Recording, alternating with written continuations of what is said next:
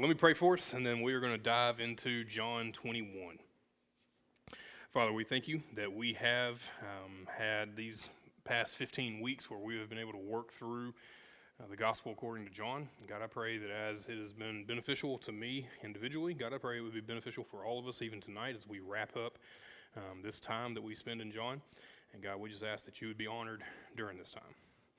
And as is my custom, I would just ask for you to pray for me and that the things that I say would be accurate and be clear and be beneficial, and I would say nothing out of harmony with the gospel.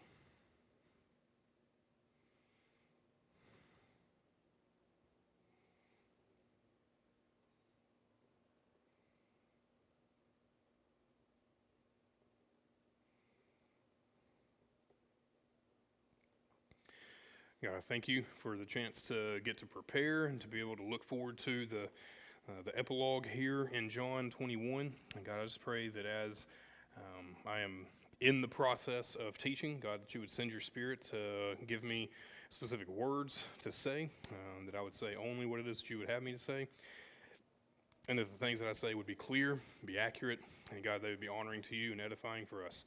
And so God, we thank you for today, and we look forward to closing this out. We pray all this in your Son's name. Amen. All right, so John 21. We are in the 15th week of actually working through this material, and so obviously 15 weeks and 21 chapters, there's no way we are going to cover it all, and so this is where we end. We are intentionally ending in chapter 21 because I do feel like there's some pretty key things that happen here. But before we get into that, let's talk about where we were last time. We were in chapter 19, and that was where we saw the crucifixion of Jesus, and if you remember, I made mention of this black spot, smudge on my Bible from where my pen detonated in my Bible here, and how the black smudge of the crucifixion was actually so much more than that. And so this is the conclusions that we drew from last time, is that even in the crucifixion, God is in control. We never see Jesus in John's gospel anxious or worried or fearful on the cross. We see him trusting in God's provision. So the point there to be made is the way John is getting this point across is that God's always in control, and Jesus is faithfully trusting in that. And not only that, at the cross, we see that Jesus is fulfilling what the sacrificial system had always pointed to, that Jesus is, in fact, the perfect Passover lamb for us. And that was really clear towards the end of chapter 19. The point that I made for us is that if this is such a big deal, if the crucifixion is such a big deal, if Jesus was mistreated as badly as he was, and he did that for our sin, then we ought to recognize how big a deal our sin is, right? Because if that's what it cost God to be able to reconcile us to him, well, then we ought to see how big a deal this is, right? And anytime that we're talking about the crucifixion of Jesus, then we ought to see God's grace in that, yes, but also the big demands that are on our lives for holiness now. So that was last session. This is where we are heading on this session. So I'm just going to throw all of it up there. We're going to look at John chapter 21. We're going to get a running start with chapter 19, 20, and then in 21, kind of get us moving in the right direction. And then we're going to break this down basically into 5 major sections. A lot of people, commentators, will look at only 3. But we're going to go a little more minute because I want to make some additional points here. There's a ton of things that we could talk about in John 21, but we're going to talk about it in this way. Hopefully it'll shake out here in a bit, and then we'll wrap it up with some final thoughts. So let's talk about John chapter 21 in context. John chapter 19, where we were last week, is the crucifixion. That's where we see Jesus is already on trial, but in chapter 19, we start seeing him getting nailed to the cross. And one of the comments I made from last week is that the details about Jesus' crucifixion are incredibly sparse. It's just, well, he was crucified, and it was done, right? And everything that happens from the cross was pretty important. Then we get in chapter 20, at the very beginning, you can see at the very first section in verses 1 through 10, that's whenever Jesus is resurrected, and he makes his first appearance to some women. Mary Magdalene is the one who's primarily named there, and there's some connection between what we see in chapter 21 and chapter 20, but we make this first appearance to Mary, but then there are 2 other appearances to a group of disciples that happen in the rest of John chapter 20. And then what we get in John chapter 21 is this third appearance to all of the disciples, or a good number of them, and Peter now becomes the central character.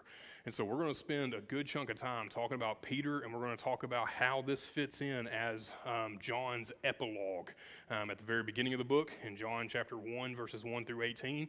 That was the prologue. In the beginning was the Word, and the Word was with God, and the Word was God. And then all that flows out until we start talking about your boy Johnny B. At the very end of the book, we have the prologue, which essentially is all of John chapter 21. And so we're going to take it and we're going to make some connections back to the very beginning of John's gospel, and we're going to tie some loose ends up. Yeah? That's the plan. All right, so let us look at 2:1 through 8 to begin with, and this is the last fishing expedition. So let's just read quickly together. Verse 1, after this, don't know how long, it just happened after these first and second appearance to the disciples. At some point after that, Jesus revealed himself again to the disciples by the Sea of Tiberias. The Sea of Tiberias is the Sea of Galilee. John's the only person who calls the Sea of Galilee the Sea of Tiberias. Same place. So this is the only time that we see them post-resurrection up there at the Sea of Galilee. Verse 1 continues, and he revealed himself in this way. And there are these 7 disciples. And Peter's there with them. He's like, hey, let's go fishing. And they're like, cool, let's go fishing. They join him. Pick it up there in verse 4. And just as day was breaking, Jesus stood on the shore, yet the disciples did not know that it was Jesus. And Jesus said to them, children, do you have any fish? And they answered him, no. And he said to them, cast the net on the right side of the boat, and you will find some. And so they cast it, and now they were not able to haul it in because of the quantity of fish. And my translation later on in verse 11 says there were 153 of them jokers. All right, this is a big old catch, right? So they catch all these fish, verse 7. And the disciple whom Jesus loved therefore said to Peter, it is the Lord. And when Simon Peter heard it was the Lord, he put on his outer garment, for he was stripped for work. He threw himself into the sea. And then the other disciples came to the boat, dragging the net full of fish, and they were not far from the land, about 100 yards out. Okay? All right, so let's talk about this. Number 1, did you notice in verse 1 2 really unique words? That Jesus didn't just show up. What does your translation say? Mine says, after this, Jesus revealed himself. Is that what your translation says? The word there is phanerao. It's to manifest, to make manifest. And normally that word is connected with, especially when you're talking about the Father, is he's manifesting his glory, right? And so here, Jesus reveals himself. It's not that he just simply showed up. That's too weak of a word. He wasn't just there. He reveals himself. And the point to be made there is that how does this section function in chapter 21?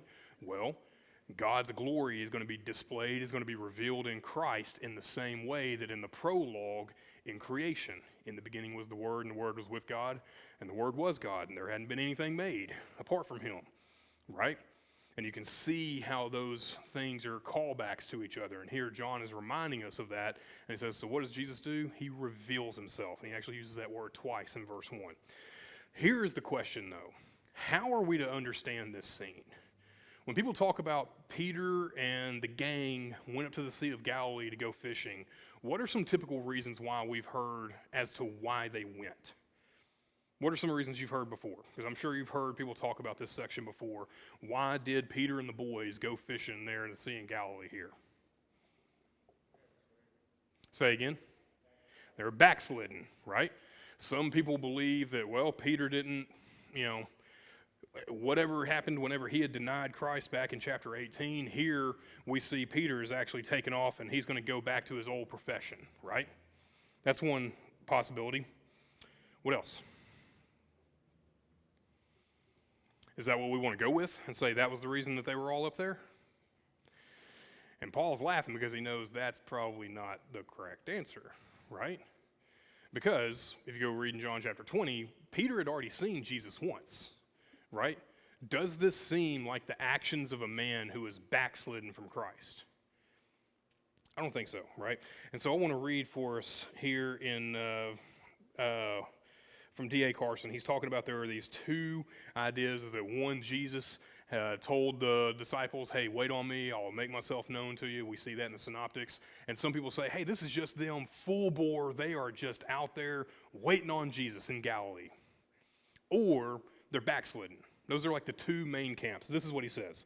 The truth is probably between the two, but a good deal closer to the latter, talking about they're going to be obedient, right? It goes on to say, there is no evidence that Peter and the others had gone to Galilee in order to fish. They didn't just go there, and that was the only thing they were there for. It goes on to say, the most reasonable assumption is that they went there in obedience to the Lord's command. When Mark's account, Jesus tells them, go to Galilee, I'll meet you up there, right? And so they're up there doing that. And moreover, by this time, Peter had already seen the risen Lord, a point confirmed by the fact that Peter so quickly threw himself into the water and swam to the shore. Here's my point. I think what's going on is, yeah, they need to go up there and wait on Jesus, but like, what else are you going to do? So what does Peter do? He just does what he knows to do. He goes fishing. And then there's James, and there's John, and we can see the list there. There's Nathaniel, the two sons of Zebedee, James and John, Thomas, and then two other disciples that are unnamed. Like, these are cats who grew up on the water, and so, like, they just go fishing. I don't think we should castigate them there. However, there is a particular scene being set, and we'll talk about that here in a bit. So, here's what happens, though. Hey, boys, y'all catch anything? No, man, we've been out here all night. Didn't catch a single thing. Well, how about you check on the other side of the boat, throw your net over there. And when they do, they catch 153 fish. Here's the thing that I want us to see. Jesus has supernatural knowledge. Like, did you catch that? Like, he knows they didn't catch anything, and he knows where the fish are. That should be fairly familiar as a story. We'll talk about that in a second. So Jesus has this supernatural knowledge, but the problem is, even with that knowledge, they initially fail to recognize who Jesus was. And again, before we roast these dudes, that's the exact same thing that happens to Mary Magdalene in chapter 20. She initially fails to recognize that Jesus has resurrected. Like, she fails in that same sense too. So I don't think we should look at it as like failure, but it's like, they just didn't see it, that it was Jesus, right? But then John, he immediately, like, that's got to be the Lord. And in normal fashion, John is quick to recognize there's something more at play, and Peter's quick to act, right? There's this really weird scene where he is dressed for work, so normally you would take off your outer shirt because you've been out there working. Well, instead of, like, leaving it in the boat and then swimming to shore with, just your, with your shorts on, dude puts his shirt on, then jumps in the water, right? There's some impulsivity there, and I think that is what's going on here. But he swims all the way to the shore. Who cares about them fish, right? You boys can handle it. I'm going this way. But here's the point. This whole scene is recalling what happens in Luke chapter 5, 1 through 11. And in Luke chapter 5, 1 through 11, let's just turn there real quick, and I want to just read a couple of things. Luke chapter 5, starting in verse 1. On one occasion, while the crowd was pressing on him to hear the word, he was standing near this lake. There's a couple of boats. He gets into the boat. He starts preaching. Verse 5, Jesus asked him, hey, did y'all catch anything in your nets? Verse 5, and Simon, Peter, answered, Master, we toiled all night and took nothing, but at your word I'll let down the nets. And after they had done this, they enclosed a large number of fish, and their nets were breaking. And in fact, a whole other boat had to come over and help them get the fish to the shore, right? And then what does Jesus tell him in chapter 5, let's pick it up in verse 10. There's also James and John, the sons of Zebedee, so it's the same crew, right, who were partners with Simon. And Jesus said to Simon, don't be afraid. From now on, what are you going to be catching? Men. So after we have this failure in chapter 18, we'll talk about that here in a bit, we see Peter and the boys out there just doing what they know to do, and Jesus intentionally recreates this scene and is reminding them of Luke chapter 5 when they initially were called to follow him and say, I'm going to make you fishers of men. Don't worry about the 153 fish. We know what's going to be coming here in a little bit. It's follow me, yeah? You see how John has intentionally started layering these stories so that we're starting to see how they connect with the synoptics, but also to the prologue? All right, questions 1 through 8. Paul, yes, sir.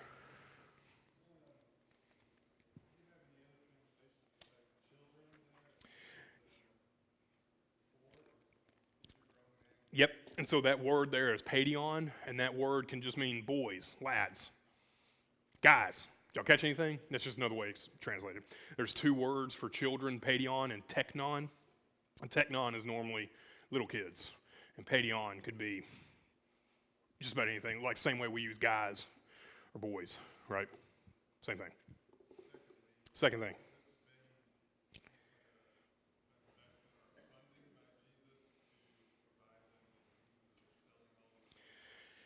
Yeah. So we're going to see those fish make a return here in the next bit, but it's actually there's a unique twist in that. Could it be that they were going to use these funds to pay for something else? Like, yeah, I'm sure practically that was it. But I also think that there's a bigger theological point being made with the 153 fish. So hold on to that. Yeah. Other questions? Yes, ma'am. Millie. Mm-hmm. Yeah. Yeah. Yeah. The comment there was, how many times did Jesus meet them while they were in a boat or do something with them on the water? And were they anticipating this? Like, I don't know for sure. I don't even know how we would know that we could know. However, we do see them, and I think, according to Mark, they were told to go to Galilee and wait on him there, and so they're up there, and they're just doing what they know to do, right? They're not going to just sit on their hands. I think we would like to say, oh man, but they should have been like filled with the Spirit, because that happens in chapter 19. Jesus breathes on them, or chapter 20, and he breathes on them, and like, but this doesn't seem like the actions of someone who's filled with the Holy Spirit, but it definitely doesn't seem like someone who's backslidden. So it's somewhere in between. Don't really know what though.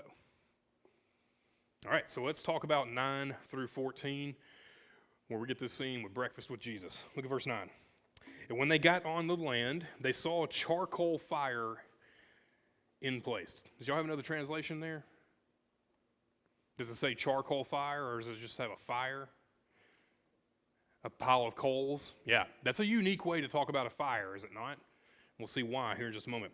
They saw this charcoal fire in place with fish laid on it and bread. And Jesus said to them, hey, bring some of the fish that you had just caught. And so he talks to the crowd, that's a plural, you all carry that fish over here. And then what happens in verse 11? Peter must have been yoked out of his brain, because he goes and grabs all 153 fish, it seems, and he carries it over, right? So Peter went aboard and hauled the net ashore full of large fish, 153 of them. And so there were so many that the net was not, there were so many, the net was not torn. And Jesus said to them, hey guys, let's eat, right? Come and have breakfast. And now none of the disciples dared ask him, who are you? Because they knew who it was. And Jesus came and he took the bread and he gave it to them, and he did so with the fish. And this was now the third time that Jesus was revealed, not just showing up, but Jesus was revealed to the disciples after he was raised from the dead. So here's the first thing. Let's be really clear. Jesus is recreating a specific scene. He's already kind of layered the story with all these fish from Luke, right? He's already talked about this huge catch of fish that were there. However, there's another scene that he's specifically trying to recreate. Does anyone have any footnotes next to that phrase for the charcoal fire or anything like that? Does your Bible tell you anything? It may not. But if it doesn't, let me tell you. Peter was warming himself by a charcoal fire. Do you happen to know when that was? So the word that gets used there is anthrakia. It's a very unique word. It's only ever used twice. Once when Jesus is making breakfast, and the second time is back in chapter 18, verse 18, whenever Peter is cold and warming himself up, and it says, no, I promise you, I don't know Jesus. It's the only time that word is ever used, period, in the entire New Testament. Why do you think John is using that word? Why do you think Jesus is using that word? Because he's trying to remind us, hey, Peter, we still hadn't talked about that day. I know that Jesus had already encountered him in chapter 20, but like they haven't talked about that. And it's just kind of like hanging in the air, right? And so Jesus, is recreating this scene with this charcoal fire. And so what happens from there is that we see the rest of it, hey, go get the fish. And Peter, yoked up, goes grabs 153 fish in a net and drags them on shore, right? Jesus is providing a miraculous catch. However, when Peter pulls the fish up to the fire, what's already on the fire? Fish. Let me be as clear as I can. Number one, Jesus will provide miraculously. He will continue to provide for you, but he does not need your fish. He doesn't need it. And while he's sitting next to the anthrakia, this charcoal fire, and Peter is remembering those scenes of like, hey man, I provided for you, but I'm not going to need what you bring to the table because I've already got it. Come be with me. Are you seeing how he's creating this scene, and he's doing that intentionally? So at this point, for the disciples, it's pretty obvious that this was Jesus, right? It's obvious that it's him, so they don't ask. However, there's one last scene that I think Jesus is trying to get them to remember. He serves them, right? Look there in verse 12. Jesus said to them, come and have breakfast, right? Come and have it. He's already prepared it. This is Jesus serving his disciples one last time. Can you think of another time when Jesus did something with fish and bread with his disciples? No? Nobody? The feeding of the 5,000. So this is Jesus intentionally weaving together the story of Peter's call to follow him and be a fisher of men, along with James and John, right? Because it's the same crew. And then he's reminding Peter of his failure and how he denied Peter 3 different times back in chapter 18. And then here he is reminding them of like, yeah, you got 153 fish, but I don't need any of them. I've got fish already, fellas. You remember the last time we had some fish? We had a lot more than 153, right? And so I think it's really clear that Jesus is recreating this scene and he's layering these stories, and John finds it to be fascinating, and so he includes all of those details for us. Yeah? That's what I think is going on. Comments, questions about what's happening here in 9 through 14?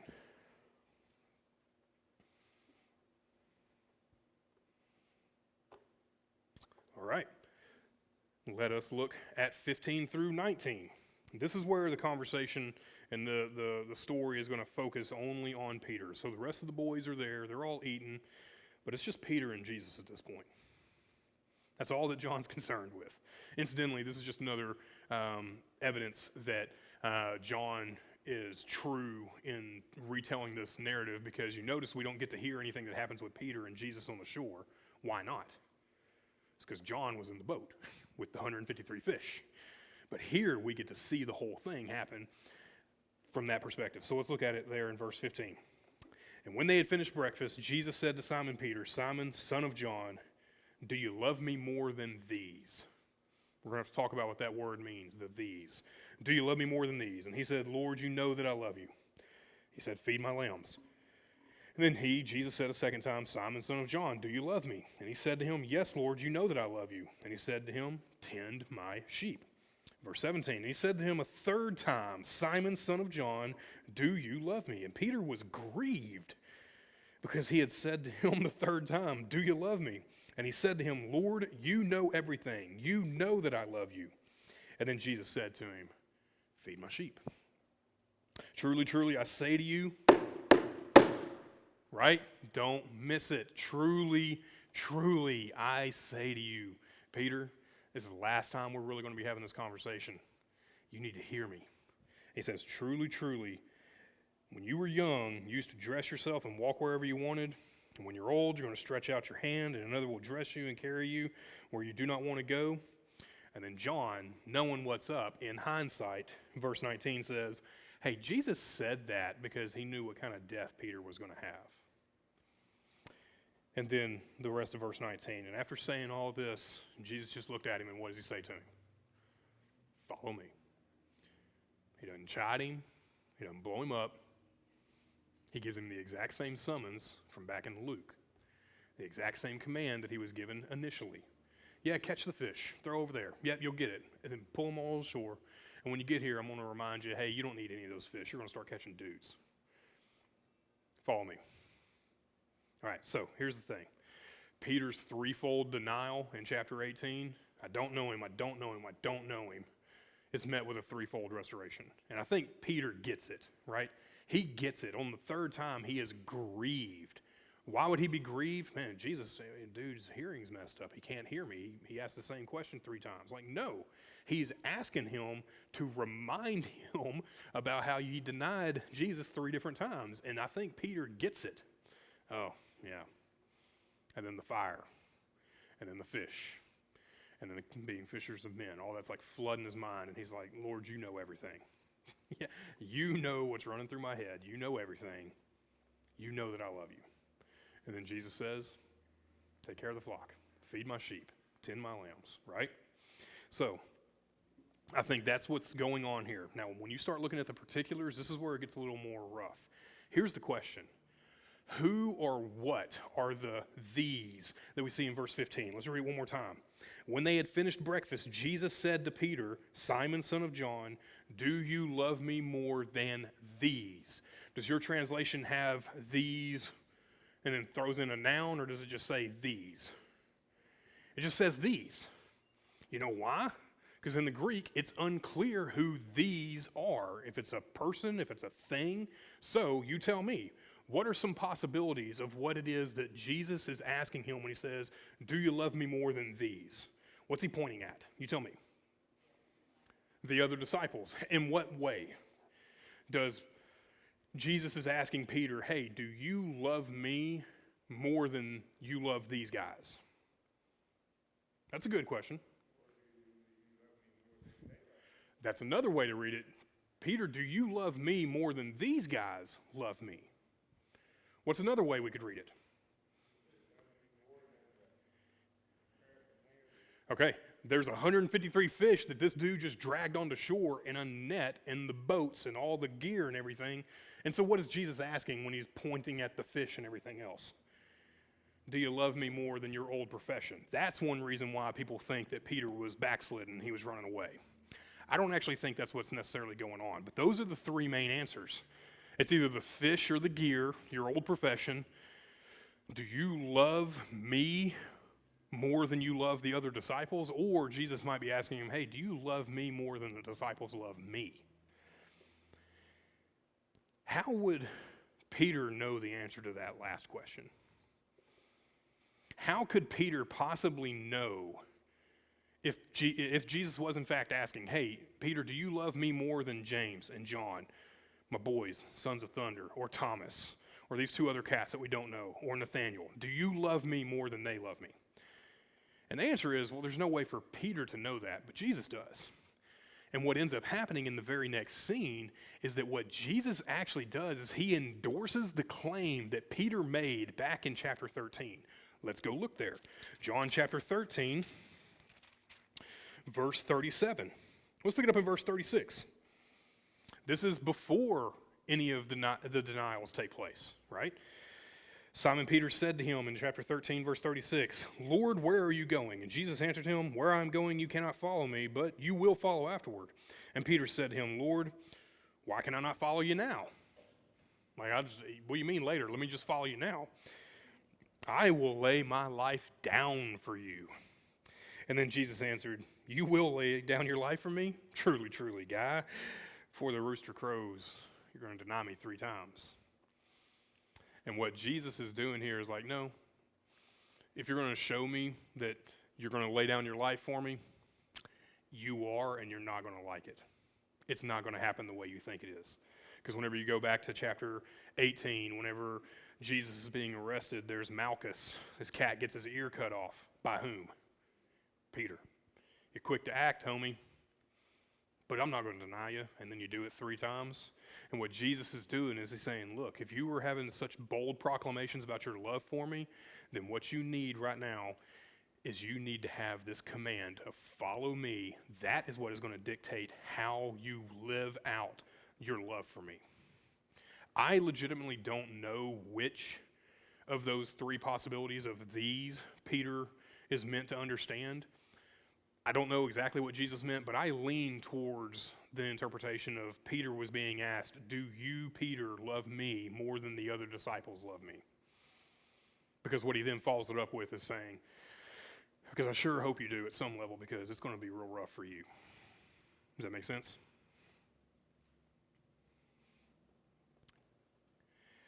Back in John chapter 1, verse 43, let's look at that real quick. This is right after the prologue, but this is all the way back in John chapter 1. Or Luke, what we referenced earlier. John chapter 1, verse 43. The next day, Jesus decided to go to Galilee, and he found Philip, and he said to him, follow me. And now Philip was from Bethsaida, the city of Andrew and Peter, and Philip found Nathanael and said to him, we found him of whom the law and Moses has also said, It's the Christ. Hey, come and see. And what you see there in verse 42, you see Simon being called to follow Jesus. It's the same story playing out over and over. Follow me. Yeah? Comments, questions, 15 through 19.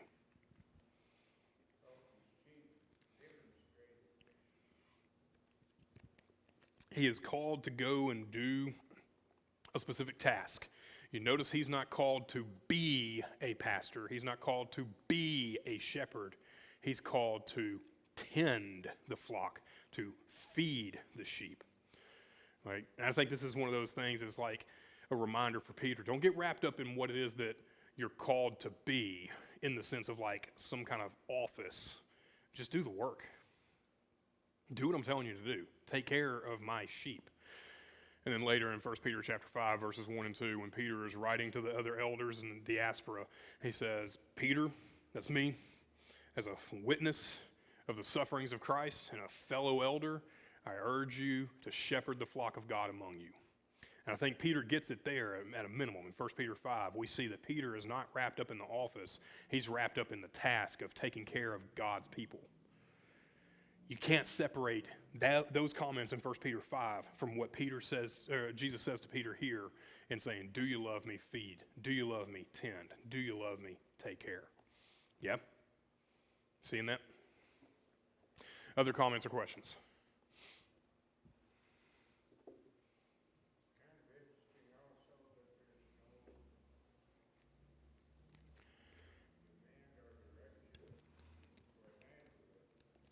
Yep.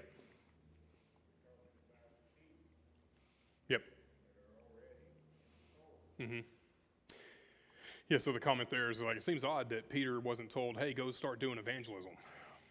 Instead, what he was told was to shepherd the people who were already part of the people of God. I don't have a great answer for that, but that caught my eye as well. I think the answer would lie in, okay, now once the Spirit comes and acts, that's when you're going to see those things take place. And since he is not Spirit indwelled at this point, he's not even fully equipped to be able to go do that just yet. But in preparation for that, he's being told of what he is going to do on the other side. That's my best answer. That's a good observation, though.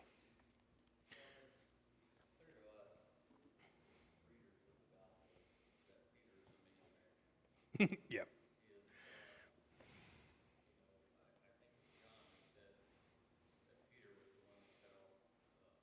Mm-hmm.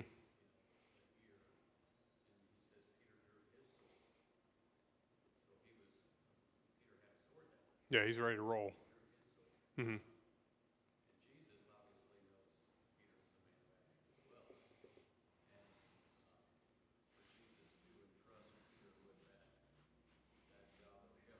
Yep.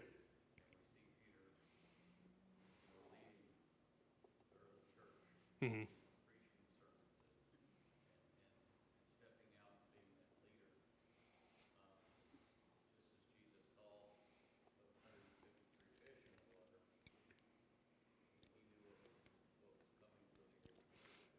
Yep. So even the appointment of Peter demonstrates supernatural knowledge and purpose. Yeah? That's good. All right, let's drive on. Let's look at verses 20 through 23. So now that we've got done talking about Peter, Peter is now restored, as it were. We would then say, hey, man, that's a great place to close the book. Peter took off from there, and he led the church, and Pentecost came, and everything was just great. Right? But then you read like the next two verses and it's like, oh, like he messes up again, like immediately, like immediately. Let's look at verse 20 through 23. And then Peter turned also, Jesus says, hey, follow me. And then the next scene is like, they seem to be walking. So maybe they're done with breakfast, they're up and they're walking by the sea. Verse 20, and Peter turned and saw the disciple whom Jesus loved following them, and the one who had also leaned back against him during the supper and had said, Lord, who is it that is going to betray you? That's all like a parenthetical thought of that's who the disciple whom Jesus loved is.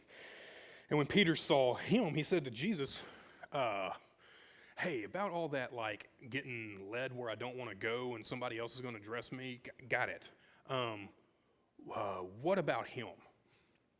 Right? What about that disciple? And then verse 22, If it's my will that he remain until I come, what is that to you? What does your Bible say? Say again. You follow me. In Greek, there's a way to make it emphatic of like you or you individually follow me. Here, it's not you follow me, it's you. You follow me. Don't worry about him. I'm talking to you, man. Didn't we just talk about this? I restored you. I told you to follow me. We were good. We start walking possibly, and you're following me. And then you're wrapped up around this guy. It's like, man, don't worry about him. And then John actually adds in there, and hey, so there was this rumor that like, as long as that disciple's alive, Christ isn't coming back. He's like, that's not the point, right? So let's talk about this real quick. One, who is this beloved disciple? I think it is most likely John, the apostle, our fourth evangelist, the guy who's writing this book. That is him. If that is true, that means at least two things. In the way that this is working out, even in the language that John uses to describe the actions that are going on, but also he's calling back to John chapter 13, 23 through 25, when they're having the Last Supper. And what's happening there? Let's actually go there. John chapter 13. Let's pick up in verse 23, because I never picked up on this until I was preparing for tonight. John chapter 13, starting in verse 23. Verse 21, Jesus says, hey, one of y'all is going to betray me, right? Verse 23 says this. One of the disciples whom Jesus loved was reclining at the table at Jesus' side. That's him leaning up against Jesus, right? And so Simon Peter mentioned to him to ask Jesus of whom he was speaking. Okay, Jesus, I know you just said one of us is going to betray you. Peter's the one that nudges John and goes, hey, ask Jesus who he's talking about. I think there are two things that come out there. One, we see that there's this intimacy between John and Jesus. He's the disciple whom Jesus loved. He's leaning up against his chest. Also, there's intimacy between John and Peter. Because Peter's the one who actually tells John, hey, ask him who he's talking about. Doesn't it seem weird that here in verse 21, that very end of verse 20 and verse 21, that John goes on this bit about, hey, the one whom Jesus loved, he was the guy who was leaning against Jesus and asked him who's going to betray you. Why would John include that detail unless he wants us to see back in chapter 13, Peter's the one that prompted the question. And in my mind, what I think is going on there is that that's John's way of saying, hey, like me and Jesus were close, but you got to know that me and Peter were close too, right? And so I think there's this intimacy that's going on, but this is what Jesus tells Peter essentially. You got to obey me. Don't worry about my demands on any other disciple. You follow me. That's what you're supposed to do. You obey me. What about them? Doesn't matter. Not your concern. You follow me. But what I think is actually going on there as well is that Peter is needing a fresh commission, even after being restored, right? Why would Jesus have to say to him twice, follow me, within 5 minutes, as it were, and the second time emphatically have to tell him, no, you follow me? I'm not talking about the guy behind you. We're not confused as to who Jesus is talking to here. He's talking to Peter. You follow me. This is what Carson, he's got a great quote. I want to read this for us.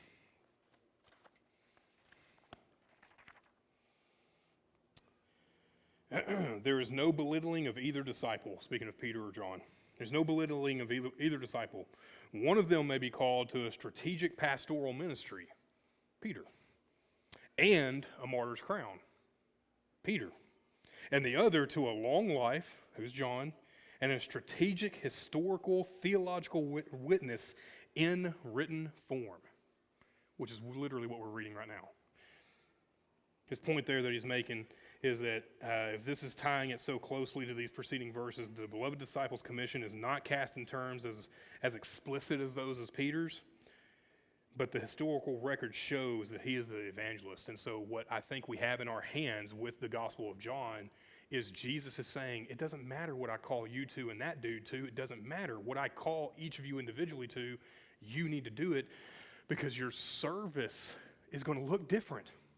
But the obedience that's required from Jesus is the same. What does it matter what happens to John? Like, I didn't have to go and restore John, which, by the way, as much as we see Peter having to have this come to Jesus meeting where he is restored, you do realize we could do that exact same thing with every other disciple, right? Where were they when Jesus was crucified? They weren't there, that's for sure. John's near because Jesus is talking to him about Mary, but they're not there with him. In fact, James, the brother of Jesus, who wrote the book of James, was leading the church. He doesn't even believe in Jesus at this moment. And we see in 1 Corinthians 15, Jesus has a one-on-one meeting with that dude. I would love to have seen what that conversation was like. Right? So as much as we beat Peter up that he had to have this restoration, all the disciples do. All of us do as well. And since all of us have to be restored in that sense, we're all going to be called to do different things, but we are all called to obey nonetheless. Yeah? Make sense? Other questions or observations from this section before we round out the last couple verses? Ms. Sue.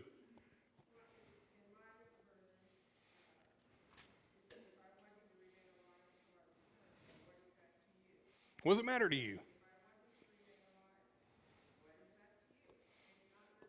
It's not your, and that's literally, all the commentaries I've read, that phrase is, it's not your business.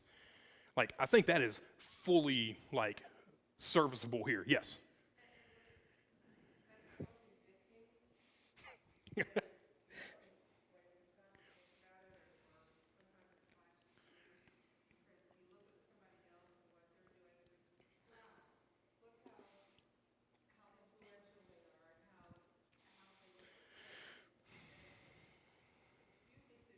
It's not your concern. It's not your business. Yeah. Yeah. And we can look at that in a very positive way of man, thank God that the Lord hasn't called me to that. I don't think I can handle it. Well, if God called you to it, you could handle it because he called you to it. But more times than not, your point is well taken. It's more of a negative of wow, look at that guy, that gal. I wish I was like them and can do the things they can do. And the whole time you're doing that, you're not looking at what the Lord actually gave you to do. Y'all do realize, statistically, historically, the vast majority of pastors have toiled away in obscurity and you will never know their names. You know that, right? Which is a great ego check, frankly, right? I think it's great for me to hear that the Lord is still good despite the fact that I might not have the audience I feel I deserve. Yeah, well, join the club. You and 99.9% of the rest of pastors who have existed in history, right? And if that's true of those men who are the shepherds or the under-shepherds, what about everybody else? Because it's the numbers game at that point, right? There's way more members of the flock than there are pastors of the flock. And if that's true of the pastors, how much more is it going to be true of the members? Paul?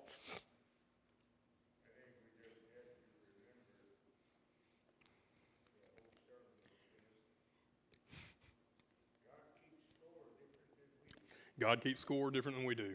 Yep. Yep. Widow's mite. She's up there with her little, barely scrape 2 pennies together. And some dude in front of her empties out a bag real loud and is clanging around in the coffers, making sure everybody hears it. And homegirl goes up there and you can't even hear it hit the bottom. And Jesus is like, oh, wow. Did y'all see that, fellas?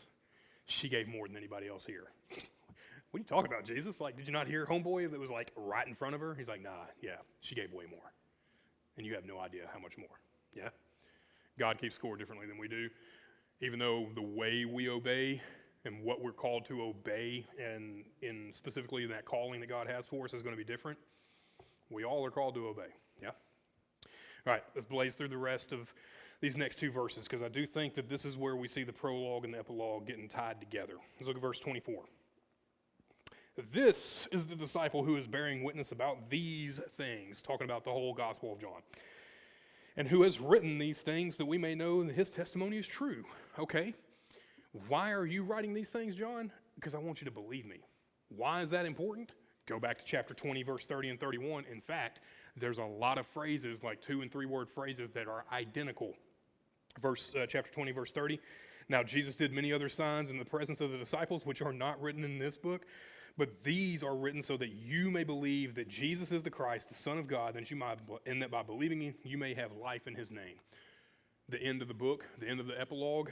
Hey man, I'm writing these things so that you know that what I'm telling you is the truth. Verse 25. Now, there are also many other things that Jesus did, and were every one of them written, I suppose that the whole world itself could not contain the books that would be written. How does that, verse 25, specifically tie back to the prologue? In the beginning. Your mind is meant to be cast back to the world being filled. Well, what happens when the world was being filled in the Gospel of John? That's John 1. In the beginning was the Word, and the Word was with God, and the Word was God. I think we can allow John a little bit of hyperbole here, saying like there's literally not enough room to write books about everything Jesus did. Here's the point. He does vastly more than John could selectively curate and add for us, but what John gave us was purposeful.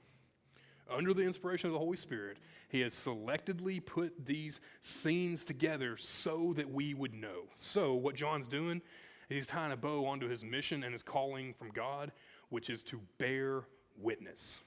I don't want to be too presumptuous, but does that not also apply to us as well? Maybe not writing a gospel account, but bearing witness? Yeah, boy. That's all of us. So John has selectively grabbed this content for a specific purpose. And there's two reasons why. One, those scenes that he grabs are the theological grounding for the points that he wants to make, right? We've already talked about that over and over again. We've looked at John. In fact, I think tonight is only the third time I've even read from another gospel in the last 15 weeks, right? I wanted to stay in this for a reason. He is selecting these scenes, and he's even monkeying with the chronology at times, it seems, to make a theological point. Also, another reason why he picks and chooses is because there's way too much to include anyhow, right? But the stuff that he adds is he's bringing us back to the prologue, and he's tying it all together, saying, now we're right back where we started. The whole world is being filled with the story of who Jesus is. Maybe we ought to go back and read chapter 1 and start again in that vein. What happens? In the beginning was the Word, and the Word was with God, and the Word was God. And eventually we hear that there's this other cat named John. We'll talk about him a little bit more. But let's talk about the light that came into the world. He took on flesh. And now there was this guy named John, and he talked all about that dude. The Lamb of God who takes away the sins of the world. And then the story just goes from there. Yeah? I think that's how this is all working. Comments, questions about what is happening in this last section before we get our final thoughts?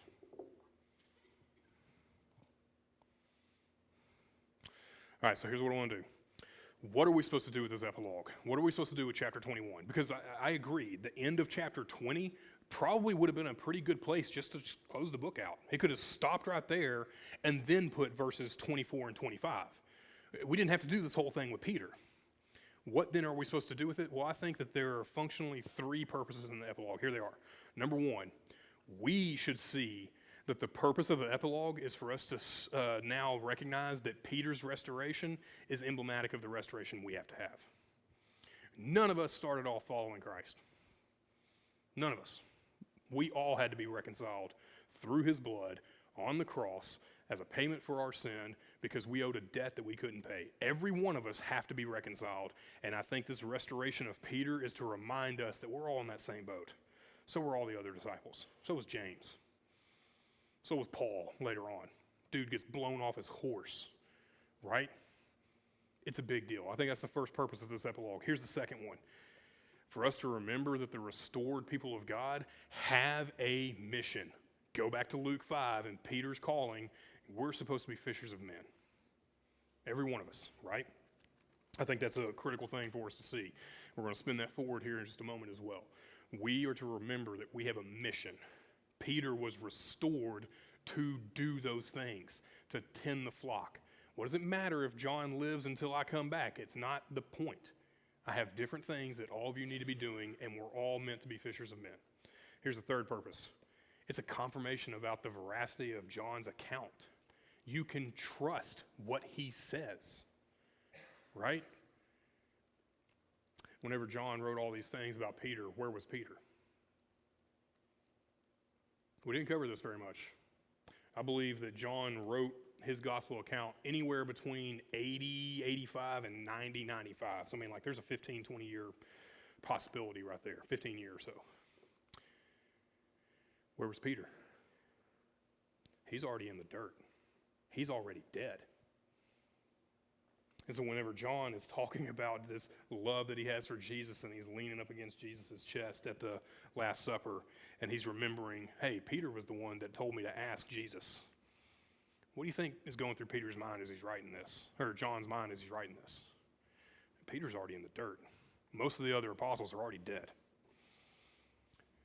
But yet, this is true because we still have this command to be fishers of men, and that we are all needing to be restored. And so, there's actually some connections here. I didn't lay into it too much because we were running out of time, but we all live under the call of John 20:21. And since I didn't cover that, let's go to John chapter 20. This is in the first time that Jesus appears to the disciples after he meets with Mary Magdalene. Let's pick it up there in verse 19. On the evening of the first day, the first day of the week, the doors being locked where the disciples were for fear of the Jews, what did Jesus do? He just walks through a locked door. Wild. Jesus came and stood among them and said to them, peace be with you. They're scared of the Jews. They're freaking out. And then Jesus shows up. Yeah, fear not, or peace. That'd be a great command. And when he had said this, he showed them his hands and his side, and the disciples were glad when they saw the Lord. And Jesus said to them, this is what we all stand under. Peace be with you. As the Father has sent me, so I'm sending you. And Peter's in that room, and he hadn't been restored yet. And he hadn't had this conversation with Jesus.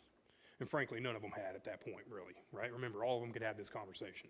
But yet Jesus still says, hey, there can be peace. And I am going to send you because of what I've done.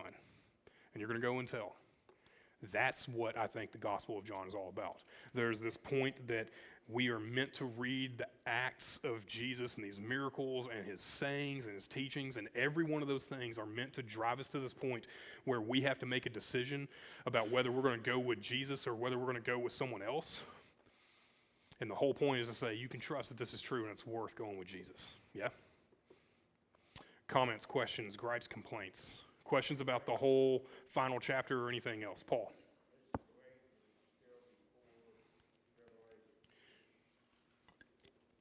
I believe that John wrote his gospel account somewhere between 85, 90. If you had to nail me down, I'd probably go in that range. And the Gospel of John is recorded before he's exiled on Patmos, where he starts recording the revelation of Jesus Christ. Incidentally, that's the revelation, not revelations, plural. It's the revelation, not of John, it's of Jesus Christ, right? That comes later.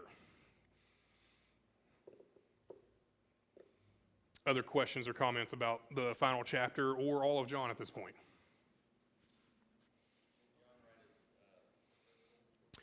Yeah, I meant to look at that.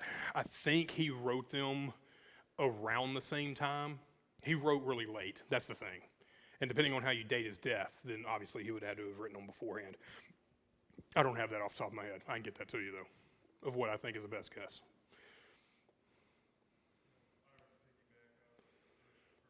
Mm-hmm.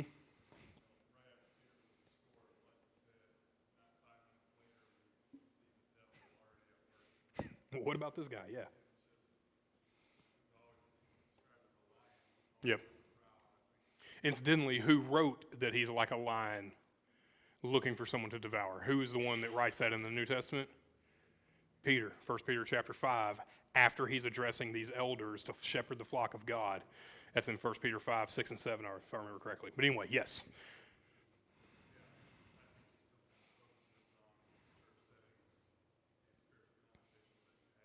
Mm-hmm.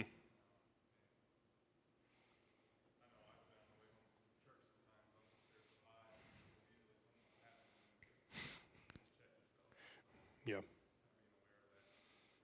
Yep. So the idea of that restoration, I don't think we should read that as, hey, you were restored whenever you were saved, and like that's a done deal. Don't worry about anything else. Like, no, you continually need to be restored. You continually need to be filled with His Spirit. Yes, you are ultimately reconciled to God through Christ once for all because there was one sacrifice. Yes, that I'm not debating that. But like, you do mess up between then and your death. And when that happens, come back to Him. Right? I said either last week or the week before, a mark of Christian maturity is when you sin, do you run from the cross or do you run to it? Yeah? That's a good observation, Paul. And to say, in the further point that you were making is not only is that failure something that happens and we experience, that's also spiritual warfare. Like, don't be scared of that because that is what the reality is. There is a spiritual battle that goes on around us, and we need to be on guard. Alita.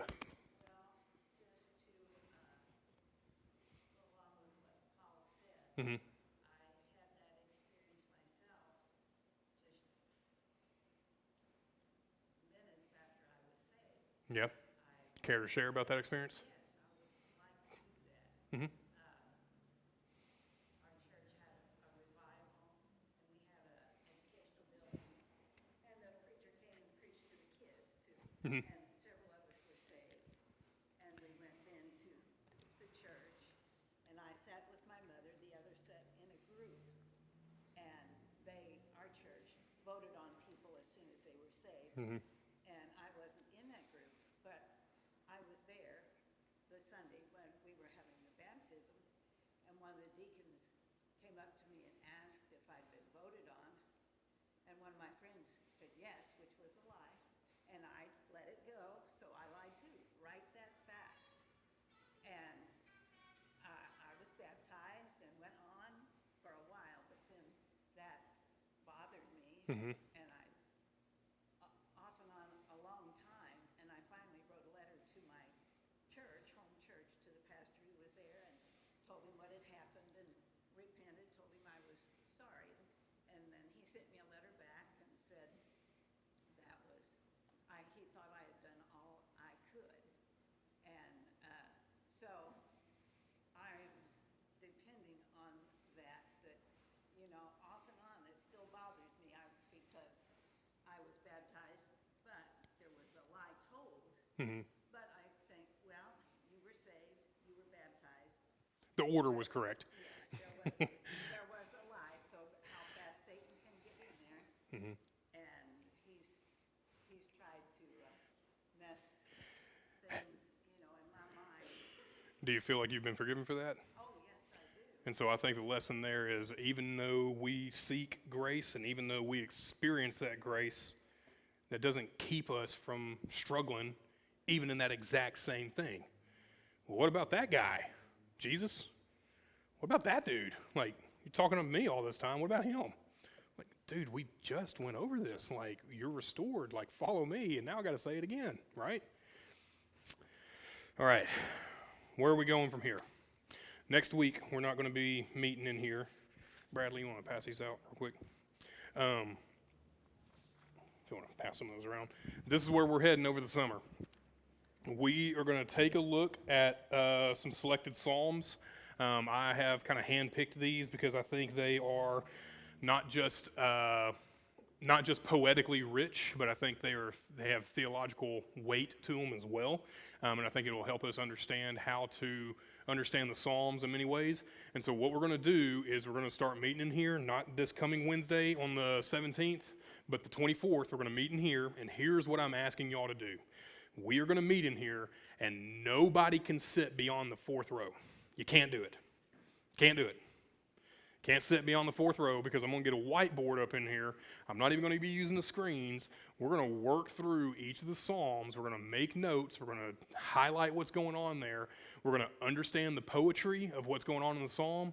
And then what we're going to do, as the screen says, we are going to pray the content of that Psalm. I want to teach us how to pray through Scripture, specifically using poetic and emotional language that we see from the Psalms, because for a lot of us, that's an easier thing to do than it is to roll through Deuteronomy and pray through it, yeah? Agree? So we're going to start with the Psalms. But we're going to understand the poetry. We're going to make some notes. We're going to talk about those things, and then we're going to pray about it. That's going to start not this coming Wednesday, but the one after. And we'll get a couple in us, and then I'll be gone on vacation. But then we'll come back minus VBS.